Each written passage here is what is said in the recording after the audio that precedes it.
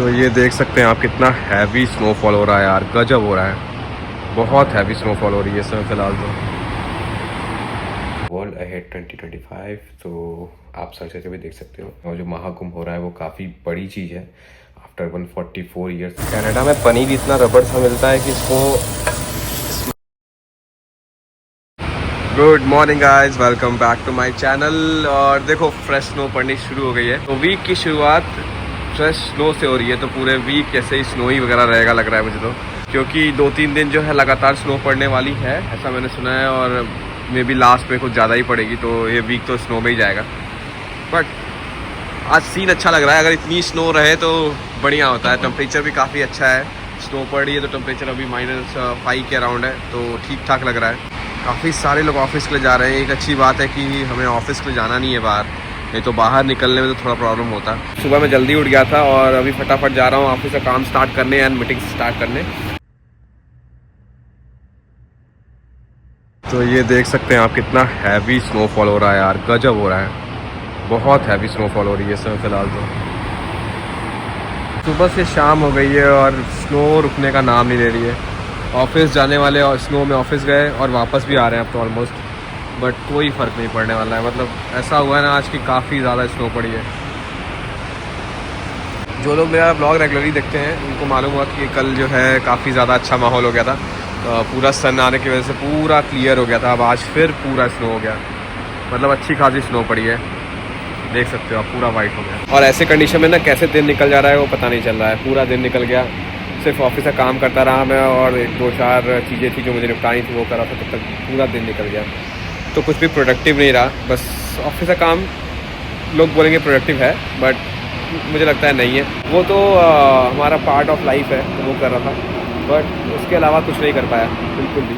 और ऑफिस के बाद छूटने पे लोगों की भीड़ देख लो, क्या ट्रैफिक लगी है। अभी ये लोग स्नो में स्टार्ट किए थे जर्नी मॉर्निंग में, अब पता नहीं कब तक पहुंचेंगे इस जाम के बाद। इनको देख के मुझे भी डर लग रहा है, क्योंकि कल से मेरा भी ऑफिस है, तो निकलूँगा काफ़ी भीड़ रहेगी, अलग ही माहौल रहेगा।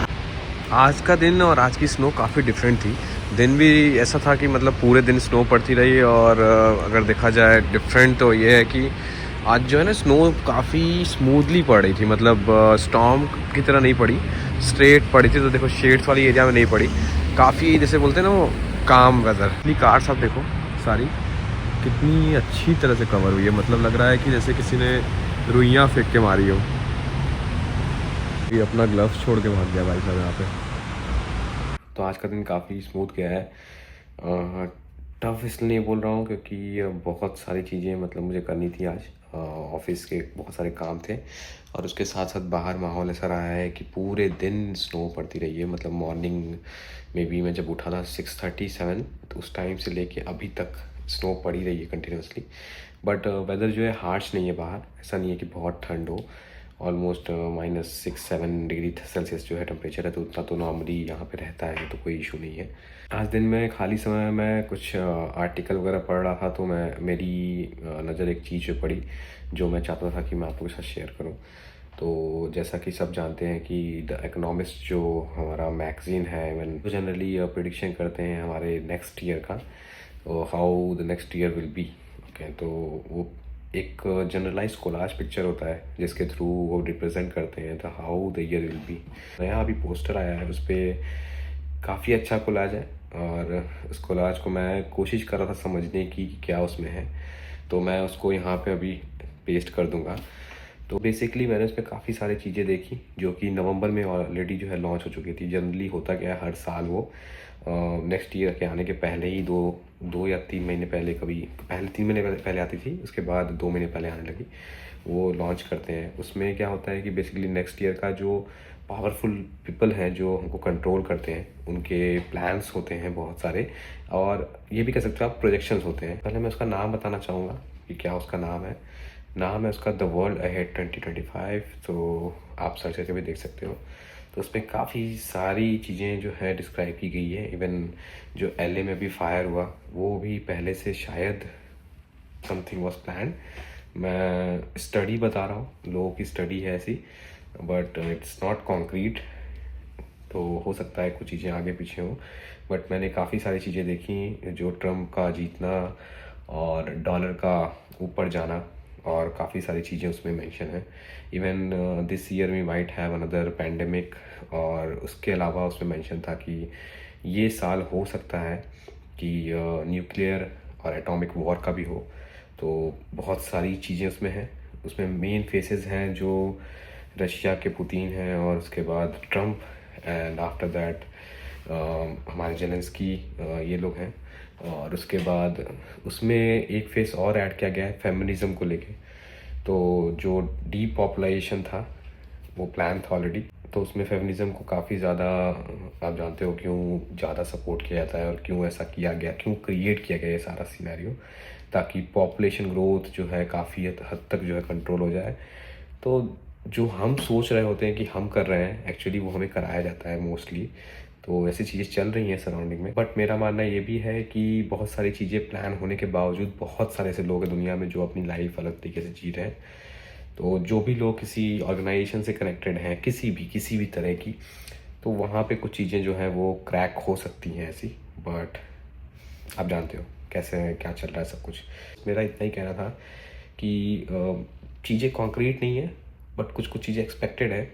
तो थोड़ा काम रहने की ज़रूरत है, थोड़ी चीज़ों समझने की ज़रूरत है, और थोड़ा प्रिपेयर्ड रहने की ज़रूरत है। कुछ भी अगर ऐसा होता है उल्टा सीधा, तो at least you will be knowing it. और वैसे भी ये साल काफ़ी बड़ा है, खासकर हिंदू लोग के लिए। तो इस साल में जो महाकुंभ हो रहा है वो काफ़ी बड़ी चीज़ है।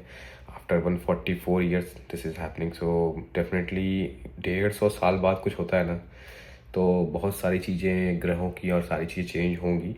तो इम्पैक्ट तो सारी चीज़ों का पड़ता है हमारे ऊपर, कहीं ना कहीं डायरेक्ट, इनडायरेक्ट और वॉट एवर वेज, क्योंकि हम कहीं ना कहीं किसी चीज़ में बंधे हुए हैं, तो वो हमें इम्पैक्ट करेगा। तो बियॉन्ड ऑल दैट हमको क्या सोचने की ज़रूरत है कि हम कितना अच्छा काम कर सकें, पहला चीज़।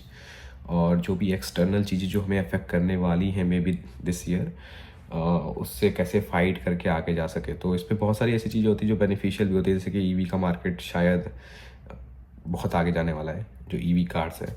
तो वो सारी चीज़ें प्लान थी पहले भी। वैसे भी अगर आप देखोगे 3-4 साल 5 साल पहले ही प्लान हुआ था कि ईवी को मार्केट में बहुत ज़्यादा बूम किया जाएगा। तो सेम चीज़ें होने वाली हैं। तो काफ़ी सारी चीज़ें, इन्फॉर्मेशन आपको उस पिक्चर से मिलेंगी। अपनी एनालिसिस, अगर आपको कुछ लगता है कि इसमें गलत सही जो भी हो, आप कमेंट में कर सकते हो मेंशन। बट मेरे हिसाब से इट्स जस्ट अ साइन और इट्स जस्ट अ प्लान जो गवर्नमेंट करती है, और जो हमारी वर्ल्ड की ऑर्गेनाइजेशन, जो पावरफुल पीपल होते हैं वो करते हैं। स्नो तो इतनी ज़्यादा पड़ रही है कि बाहर बिल्कुल अंधेरा सा हो गया और शाम हो चुकी है। कटिंग कर रहा हूँ अभी फ़िलहाल। मुझे बनाना है पनीर। एक्चुअली मुझे पनीर भुर्जी बहुत पसंद है, तो पनीर भुर्जी बना रहा हूँ। तो टोटल इसमें मेरे को लगता है 20 मिनट लगेंगे, क्योंकि मैं जनरली कटिंग फास्ट करता हूँ बहुत। ऐसा नहीं है कि मैं अपने बारे में अच्छा बता रहा हूँ कुछ, बट मैं सही में कटिंग फास्ट करता हूँ। तो मैं भी 5 मिनट में कटिंग कर लूँगा। और पनीर भुर्जी बनाने में आप जानते हो, बस पनीर क्रश करना है और बनाना है।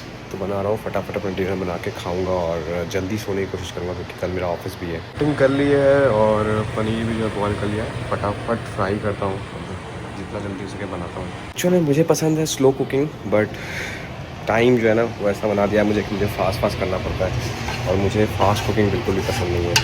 जब स्लो चीज़ें बनती है ना, तो उसका टेस्ट अलग ही होता है। कनाडा में पनीर इतना रबड़ सा मिलता है कि इसको स्मैश करना भी बहुत मुश्किल है। पूरी ताकत लगानी पड़ती है स्मैश करने के लिए। तो ये हो गई पनीर भुर्जी रेडी, और बस मुझे करना है ब्रेड को रोस्ट, पनीर बीच में डाल के खा लो, बस हो गया। तो खा के हम बैठ गए मूवी देखने के लिए, वो भी फर्जी। तो काफ़ी अच्छी वेब सीरीज़ है, मुझे काफ़ी पसंद है, तो कई बारी मैं देख चुका हूँ। So with all this I am ending my blog here. See you guys tomorrow and bye bye.